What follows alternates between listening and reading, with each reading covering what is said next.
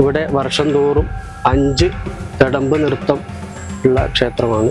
കേരളത്തിൽ വേറെ എവിടെയും ഈ 5 തടമ്പോടുകൂടിയ നൃത്തം നടക്കുന്ന ക്ഷേത്രങ്ങളില്ല. ഹായ്, വൈശാണ്. അപ്പോൾ നമ്മളിന്നുള്ളത് ചിത്താരി വാരിക്കാട്ടപ്പൻ ശ്രീ മഹിഷമർദ്ദിനി ക്ഷേത്രത്തിലാണ്. വാരിക്കാട്ടപ്പൻ്റെ ചരിത്രവും ഐതിഹ്യവും അടങ്ങിയിട്ടുള്ളൊരു വീഡിയോ ആണ് ഞാൻ ചെയ്യുന്നത് അപ്പോൾ നിങ്ങളെല്ലാവരും കണ്ടിട്ട് ഇഷ്ടപ്പെട്ടാൽ എൻ്റെ ചാനൽ ഒന്ന് സബ്സ്ക്രൈബ് ചെയ്യണേ. അപ്പോൾ നമുക്ക് വീഡിയോയിലേക്ക് പോകാം.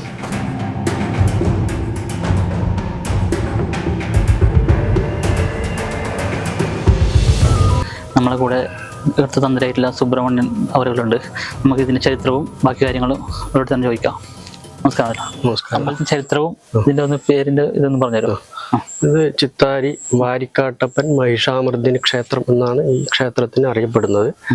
ഇവിടെ നിത്യപൂജ ഉള്ളതാണ്. 5 ദേവന്മാരോട് കൂടിയ, അതായത് ശാസ്താവ്, വാരിക്കാട്ടപ്പൻ എന്ന് പറയുന്നത് ശാസ്താവ്, പിന്നെ ഗണപതി, ശിവൻ, വിഷ്ണു, മഹിഷാമർദ്ദിനി ദുർഗ. ഈ സങ്കല്പത്തിലുള്ള 5 ദേവന്മാരെ ഉള്ള ക്ഷേത്രമാണ്. ഇവിടെ വർഷം തോറും 5 തടമ്പ് നൃത്തം ഉള്ള ക്ഷേത്രമാണ്. കേരളത്തിൽ വേറെ എവിടെയും ഈ 5 തടമ്പോടുകൂടിയ നൃത്തം നടക്കുന്ന ക്ഷേത്രങ്ങളില്ല. ഇവിടെ മാത്രമാണ് ഈ 5 തടമ്പ്. 5 തടമ്പ് എന്ന ചരിത്രമില്ലേ? അതെങ്ങനെയാണ് സംഭവിച്ചത് അവിടെ?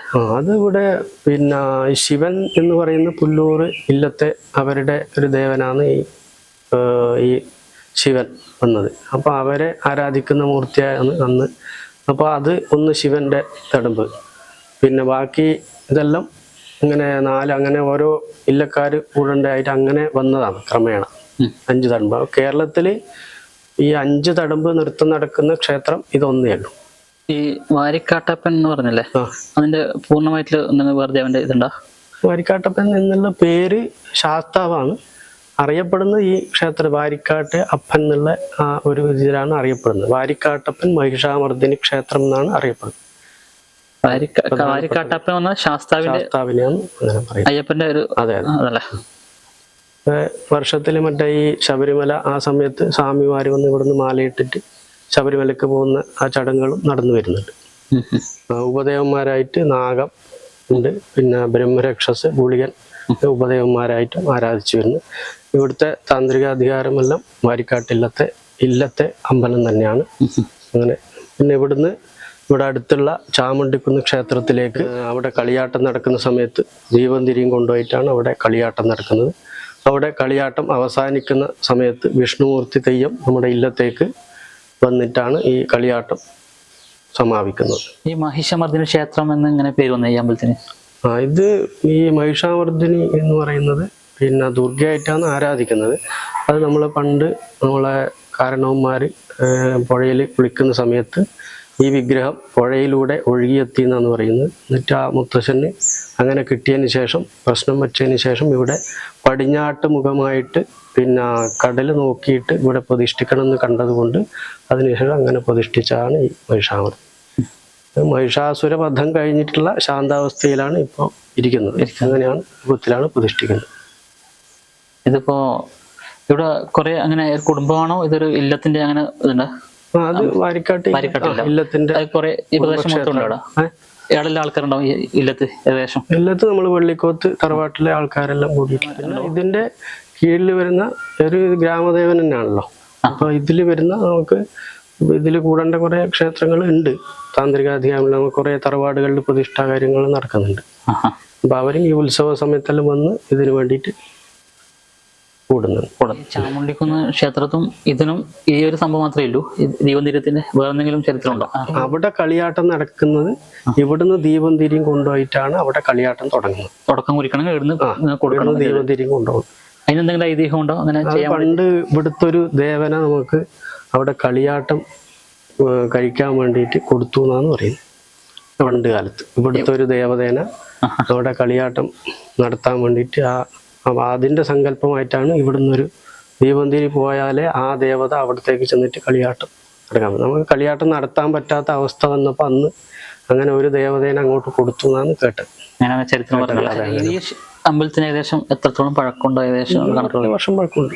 50 വർഷത്തിന് മേലെ പഴക്കം. 50 വർഷത്തിന് മുമ്പേ ഇതെല്ലാം ഒരു ഇതായതാ? മുമ്പേ ഇങ്ങനെ ഉണ്ടായത് അമ്പലം? ഇതെല്ലാം ഇപ്പോ മോഡലും ഇതെല്ലാം അതിന് ശേഷം വന്നതാണ്. ബാക്കി മറ്റേതെല്ലാം പഴയ. ഇതെല്ലാം അതേ ഒരു മാറ്റം വരുത്തിയില്ല. മതിലെല്ലാം അതിന് ശേഷം കുറച്ച് പുതുക്കിയിട്ടുണ്ട്. മതിലെ കെട്ടൽ നമ്മൾ ഇതിനകത്താണ് ഈ സംഭവം പ്രതിഷ്ഠ. ഇത് മഹിഷാമർദ്ദൻ. അതിനകത്താണ് ബാക്കി ഗണപതി, ശാസ്താവ്, ഗണപതി, ശിവൻ, വിഷ്ണു. അതിപ്പോ അതിനുള്ളിൽ എല്ലായ്പ്പും പോകാൻ പറ്റില്ല. ഇല്ല, രാവിലെ പൂജാ സമയത്ത് പുറമേയുള്ളവരെ അധികം ആൾക്കാരും കയറാറില്ല, ഇല്ലത്തുള്ളവരെ കയറാറില്ല. പുറത്തേ കൂടി തൊഴുതിട്ട് പോകാറാണ്. ഇല്ലത്തിനവർക്ക് ഉള്ളിൽ പോകാൻ അങ്ങനെ ചെയ്യുന്നില്ല. ഇപ്പോഴത്തെ എല്ലാ ക്ഷേത്രങ്ങളും പണ്ട് അങ്ങനെയാണ്. അല്ല, നിങ്ങളെ ഇതിൽപ്പെട്ടവർക്ക് പണ്ട് മുതൽ ഈ തീയർ അവരെല്ലാം ആ ഗേറ്റിന് പുറത്ത് അവിടെ നിൽക്കും. ഈടുന്ന് കൊടുക്കണല്ലേ? ഇങ്ങോട്ട് വരൂല. ഇപ്പൊ കുറച്ച് ഇടത്തേക്കെല്ലാം വരുന്നുണ്ട്, മുമ്പേ ഇങ്ങോട്ട് കിടക്കൂല. കാരണം അവർക്ക് ആ തെയ്യം തീയർ അങ്ങനത്തെ ഉള്ളവർക്ക് അവിടെയാണ്, അവിടത്തേക്ക് നമ്മൾ ഈ പുണ്യാഹം എത്തിച്ചു നൽകിയിട്ട് അവിടെ നിന്നാണ് കൊണ്ടുപോകാറ്. അല്ല, ഞാനും കണ്ടിരുന്നു അമ്പലത്തിന്റെ ആ സമയത്ത്. മുമ്പേ ആ വെളിച്ചപ്പാടിനുള്ള സമയത്ത് അങ്ങനെയായിരുന്നു, അങ്ങനെ തുടർന്ന് വരുന്നത്.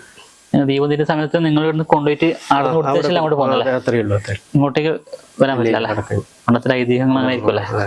നിങ്ങൾ ഈ പുറയിൽ കാണുന്ന ഈ സംഭവം അല്ലേ, അതെന്താണ്? ഇത് ക്ഷേത്രപാലൻ, പിന്നെ വിഷ്ണുമൂർത്തി, രക്തേശ്വരി, ഈ 3 ദേവതമാര് ഇതിനകത്ത് പ്രതിഷ്ഠ ഇരുത്തിയിട്ടുണ്ട്.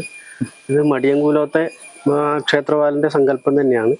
പണ്ട് കാലത്ത് ഈ ക്ഷേത്രപാലൻ മറ്റേ കൊടുങ്ങല്ലൂരിൽ നിന്ന് വരുന്ന സമയത്ത് വന്നിട്ട് ഇവിടുന്ന് ഇങ്ങനെ ചോദിച്ചിട്ടാകുമ്പോൾ നമ്മളെ മുത്തശ്ശി ഇങ്ങനെ ഒരു തടുപ്പേല് അരി ഇങ്ങനെ കൈകൊണ്ട് ഇങ്ങനെ ആക്കുന്നുണ്ടായിരുന്നു. അപ്പോൾ ക്ഷേത്രാലം വന്ന് ചോദിച്ചു, എനിക്കെന്താ ഉള്ളതെന്ന് ചോദിച്ചു. ആ സമയത്ത് അരി ഇങ്ങനെ വാരിക്കാട്ടി, അങ്ങനെ ഒരു പേരും കൂടി ഉണ്ട്, അരി വാരിക്കാട്ടിയ തന്ത്രി എന്ന് പറഞ്ഞിട്ട്. അങ്ങനെ മുത്തശ്ശി ഇങ്ങനെ ക്ഷേത്രപാലൻ ഇങ്ങനെ അരി ഇങ്ങനെ കൊടുത്തു എന്നാ പറയും. അപ്പോൾ ക്ഷേത്രപാലന് സന്തോഷമായിട്ട് അങ്ങനെ ഇവിടെ ഒരു ഐതിഹ്യം കേട്ടിട്ടുണ്ട്. അതുകൊണ്ടാണ് ഇതിവിടെ കുടിയിരുന്നത് സങ്കല്പത്തിൽ. ക്ഷേത്രപാലനെ പ്രതിഷ്ഠിക്കേണ്ട നമുക്ക് പണ്ട് മുതലേ ഒരു ഇതുണ്ട്. മടിയങ്കൂലത്തെ ഒരു അതിന്റെ ഇതിലാണ് നമുക്ക് ഈ ക്ഷേത്രപാലന്റെ ഇത് നമുക്ക് കിട്ടി. കൊടുങ്ങല്ലൂരിൽ നിന്ന് വന്നതാ പറയുന്നത് ക്ഷേത്രപാലൻ. ഇതിന് മാസം തോറും സംക്രമത്തിന്റെ അന്നാണ് അരിദ്രാവില് നിവേദ്യങ്ങൾ കൊടുത്ത് പൂജ ചെയ്യുന്നത്. എല്ലാ മാസവും വൈകുന്നേരം ദീപം വെക്കലും അങ്ങനെ ചടങ്ങുകൾ ചെയ്തു വരുന്നുണ്ട്. ഈ ദൈവങ്ങൾ കെട്ടിയാടുന്ന സംഭവം എല്ലാ ക്ഷേത്രപാലം മടിയങ്കൂലങ്ങളൊക്കെ ഉണ്ട്. ഇവിടെ അച്ഛനുള്ള സമയത്ത് ഒരു തവണ എല്ലാം കെട്ടിയാടിച്ചിരുന്നു.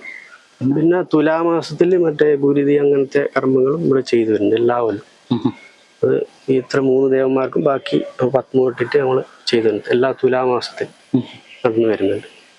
പിന്നെ ഈ വിഷ്ണുമൂർത്തി ചാമണ്ടിക്കൊന്ന് തെയ്യം കെട്ടിയിട്ട് ഇവിടെയാണ് വരുന്നത്, അങ്ങോട്ട് അടുത്തേക്കല്ല. അല്ല, അവിടുന്ന് ദീപം തിരിയും കൊണ്ടുപോയിട്ട് കളിയാട്ടം ആരംഭിച്ചിട്ട് തെയ്യം വന്നിട്ട് ഇവിടുന്നാണ് ഈ ലാസ്റ്റ് വന്നിട്ട് കാണുന്നത്. ഇവിടുന്ന് പാല് കൊടുത്തിട്ട് അവിടുന്ന് സേവിച്ചിട്ടാണ് ഇവിടുന്ന് തെയ്യം അടുത്തേക്ക് വരില്ല. ഇല്ല, ഇവിടെയാണ് വരില്ല. അവിടുന്ന് വരും തൊഴുതിട്ട് വന്നിട്ട് ഇവിടെ വന്നിട്ട് ഇവിടുന്നാണ് ആ ചടങ്ങുകൾ ചെയ്തിട്ട് ദക്ഷിണ ഇതെല്ലാം കൊടുത്തതിന് ശേഷം നായക്കറോളപ്പിലും പോയിട്ട് ചാമണ്ടിക്കുന്നിൽ എത്തിയിട്ടാണ് ഈ മുടി കഴിക്കൽ ചടങ്ങ്. പണ്ട് മുതലേ ചെയ്തു വരുന്നുണ്ട്, ഇന്നും തുടർന്നു വരുന്നു. മുമ്പ് നിങ്ങൾ അച്ഛനല്ലേ അച്ഛൻ പൂജ ചെയ്തുകൊണ്ടായിരുന്നു. അച്ഛനെ കുറിച്ച് അച്ഛൻ നമ്മളെ ഇവിടുത്തെ പണ്ട് മുതലേ ഇവിടെ പൂജ കഴിച്ചുകൊണ്ടായിരുന്നു. പിന്നെ 2017 അച്ഛൻ മരിച്ചു. അതിനുശേഷം ഇപ്പോൾ പൂജാകർമ്മങ്ങളിൽ നമ്മൾ ചെയ്തു വരുന്നുണ്ട്. പൂജകളൊക്കെ പഠിപ്പിച്ചത് അച്ഛൻ്റെ അല്ല, ഞാൻ മറ്റേ ആലുവ തന്ത്രവിദ്യാപീഠം എന്ന് പറഞ്ഞ ഒരു സ്ഥാപനമുണ്ട്. 7 വർഷത്തെ താന്ത്രിക ക്രിയകളെല്ലാം പഠിപ്പിക്കുന്ന ഒരു സ്ഥലവും. അവിടെ 7 വർഷത്തെ കോഴ്സ് പൂർത്തിയായിട്ട് തന്ത്രയത്നം എന്നുള്ള ആ കോഴ്സ് കംപ്ലീറ്റ് ചെയ്തിട്ട് ഒന്നാണ്. പാരമ്പര്യമായിട്ട് നമുക്ക് കുറേ തറവാടുകളിൽ 10-40 തറവാടുകളിൽ പ്രതിഷ്ഠാ കാര്യങ്ങൾ ചെയ്യാനുള്ള നമുക്ക് ഇതുണ്ട്. അതെല്ലാം ഇപ്പോഴും തുടർന്ന് വരുന്നുണ്ട്. ഇവിടുത്തെ പ്രധാനപ്പെട്ട നേർച്ചയും പ്രാർത്ഥനകളും എന്താണ്? നേർച്ചകള് മറ്റേ ഒരു ദിവസത്തെ പൂജ, വഴിപാട്, പായസം, അതെല്ലാം. പിന്നെ പാൽപ്പായസം, അങ്ങനെ ഇതെല്ലാം വഴിപാടുകൾ ചെയ്തു വരുന്നുണ്ട്. പുഷ്പാഞ്ജലികൾ അതൊക്കെ ചെയ്തു വരുന്നുണ്ട്. അതേപോലെ ശാസ്താവിൻ്റെ അവിടെ നമ്മളെ ഒരു മുമ്പേ ഒരു ആൾക്കാർ കുട്ടികൾ ഇല്ലാത്തത് കൊണ്ട് അവർ വന്ന് ഇവിടുന്ന് പ്രാർത്ഥിച്ചിട്ട് നമ്മളെ കാര്യങ്ങൾ വിഷയങ്ങൾ പറഞ്ഞാൽ ആ കാര്യങ്ങൾ പ്രാർത്ഥിച്ചതിന് ശേഷം അവർക്ക് കുട്ടികളുണ്ടായിട്ട് അവർ വന്നിട്ട് ആ പ്രാർത്ഥന തുലാഭാരം എന്നുള്ള ക്രിയകൾ അതെല്ലാം നടത്തി അവർക്ക് അതിൻ്റെ അനുഭവം ലഭിച്ചിട്ടുണ്ട്. അതേപോലെ തന്നെ ഇവിടെ പ്രാർത്ഥിച്ചാൽ എല്ലാ കാര്യങ്ങളും നടക്കും എന്നുള്ള ഒരു ഇതുണ്ട്, ശക്തിയുണ്ട്. ആൾക്കാർ ഇവിടെ ക്ഷേത്രങ്ങളിലേക്ക് പ്രവേശിക്കുന്നത് കുറവാണെങ്കിലും ആ ദേവന് ശക്തി കൂടുതലാണ്. നിങ്ങൾ ഇവിടെ തന്നെ നിൽക്കുന്ന ബാക്കി ഇതെല്ലാം നിങ്ങൾ അച്ഛൻ്റെ അനിയൻ്റെ ഞങ്ങളെ സഹകരിച്ചതിന് നന്ദി.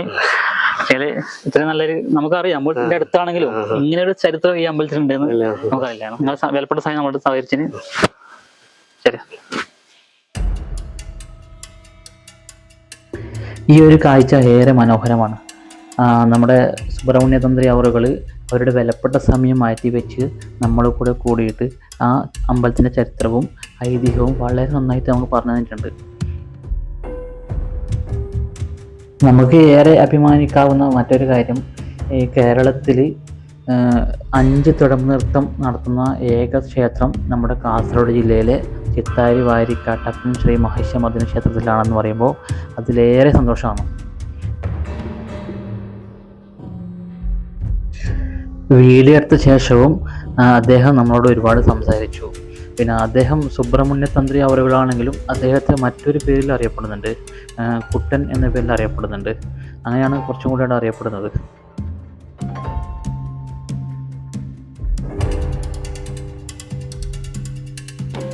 ആദ്യമായിട്ടാണ് ഇദ്ദേഹത്തെ കാണുന്നതും പരിചയപ്പെടുന്നതും.